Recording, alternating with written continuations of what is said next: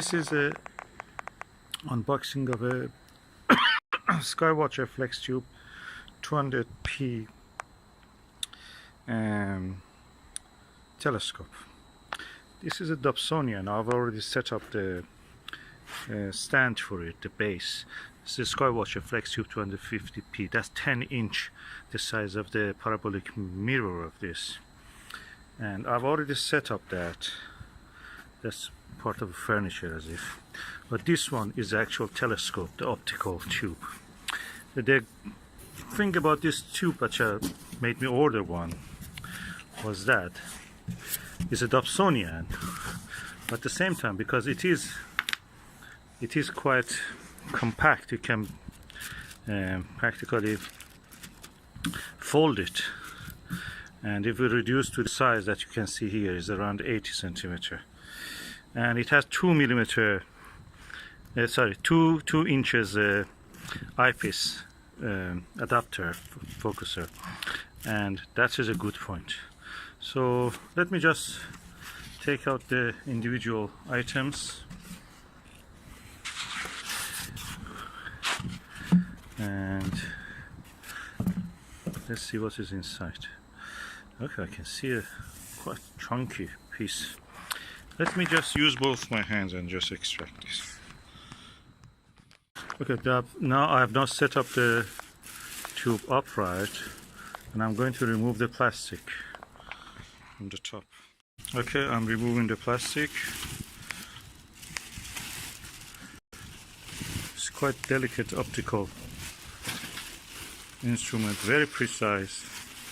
As you can see, it has a dust cap, like a shower cap, for the top part of it, and a separate cap for the optical part. I have heard people saying that by removing this stopper here, you can actually shut it tight, so it will not be this gap of 1 inch here, and you can use this dust cap on the top part. It will be completely isolated. Have a look around it. It has a swiveling axis here, handles for using it, carrying it, or guiding it. These are the screws that you can loosen up and extend the 4 individual bars to extend the tube. That is the massive eyepiece focuser, and you can see the size there. I'll go from the other side and show you. And you can see the massive eyepiece focuser from this angle, and this is a 10-inch telescope, 250 millimeter, and focus 1200.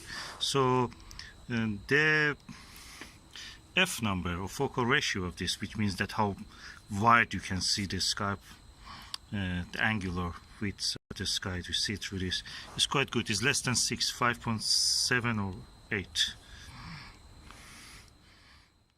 Okay, I'm now going to put the optical assembly tube into the base, the stand.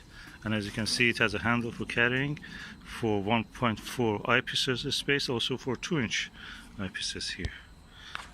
So let's do it now.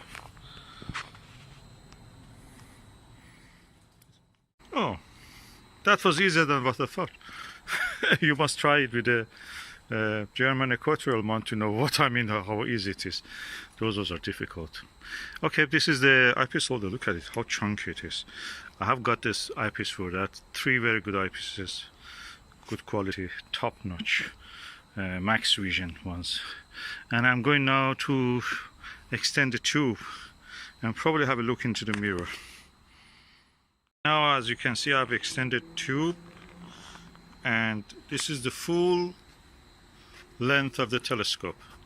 I can say this is around 150 or 40, and how easy it is to maneuver it around. So you can make it up to the lowest point, which is, and it stays the way that it is. You can extend it almost horizontal, yeah. And if you want to go the opposite way, it doesn't go that way. What you will do, you turn the base, and again there is a handle here. You will turn it like that. And now let us see the actual optical assembly tube. That's the cap, dust cap. This is the beautiful mirror of this lovely telescope.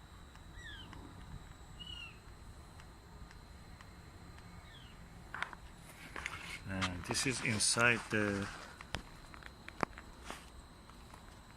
diagonal mirror, and that's the cap you can see. Now let me remove the cap. That's the first light. Hallelujah. Isn't it beautiful? This is the best, most portable Dobsonian you can ever see. It's amazing.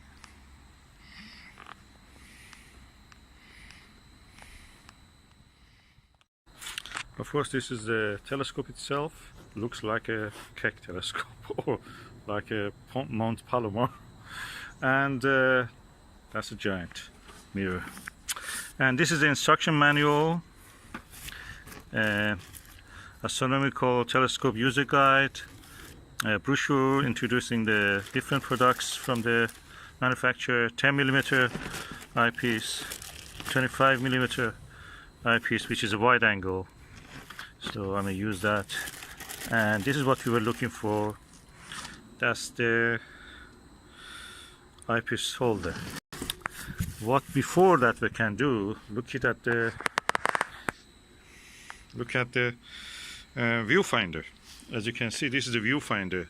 On its own is a telescope on its own. I can say this is probably around 50mm and quite impressive size for an eyepiece. I can use it as a telescope. Now I'm going to put the viewfinder here. It's very easy. It's a dovetail bracket. It slides here. So I'm going to do it now, and I will show you the result. I cannot stop admiring the ease of installation in this telescope. Everything is so easy to work with.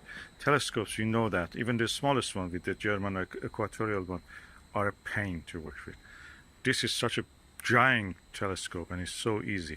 Okay, I've installed the viewfinder, and I'm now removing the cap of it to show you the lens. This is the first view of the lens.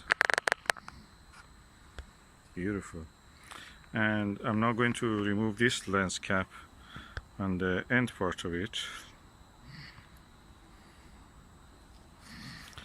And let us see how it looks if I look through this viewfinder. It should be a wide angle view. I noticed that the telescope a little bit slides down, so probably I should adjust the tension and the spring or whatever I have to do here. I'm sure there is something for that. And anyway, that's something that I have to read the manual for that. At the moment I'm not going to interfere with this. I'm just putting the lens cap, removing the lens cap from this cap from the viewfinder, just to be able.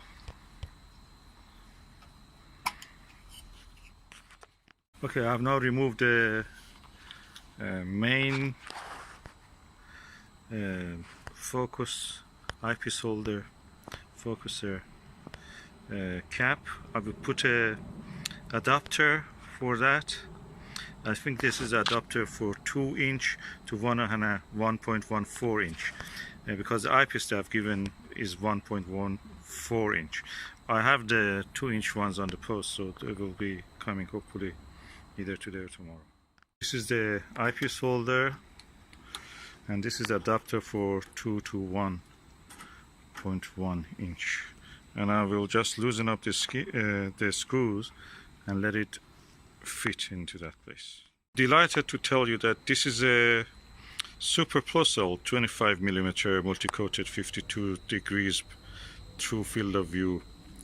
And when you buy a telescope from a Skywatcher, they give you good eyepieces, but this one is super good because this is a super plus cell eyepiece with a very wide angle view.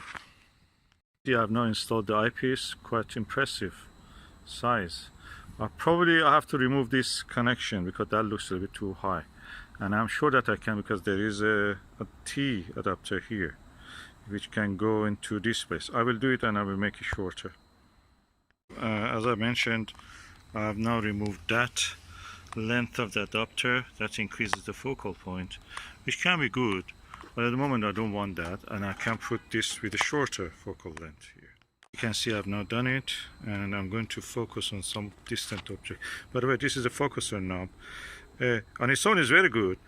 I've seen that they have on the higher model of this, they have a fine focuser, fine travel focuser there that actually you can adjust it for very refined focusing. We will see, probably just a change of the wheel or something I can do with that. I have to see it, maybe it's interchangeable, you don't need the whole thing. If they can have such a thing, I may go for that option also later. Before using this telescope, I use another Skywatcher refractor, that means with a lens, the long one, the traditional way of imagining a telescope. And I can say the image you see with this is superior, clear, crystal clear. You could see individual rocks in the far distant buildings, individual grains, specks of the dust, and over in the shape of a lichen on a tree, far away trees. That's amazing quality. I'm really happy I got this. And guess what? This was not bought new. It was bought new 2018 July, but I bought it as a second hand, and for a really bargain price of $350 from auction site. That's amazing. This is a telescope that would have cost in the past probably 1,000, 2,000 pounds, and the new is actually that price, around 900 pounds. And in the step I can just dismantle it now. I've put all the lens cap. Now I collapse the telescope back. Okay, I already have put the telescope down. Now put the cap on it. The cap is back, and now remove the viewfinder.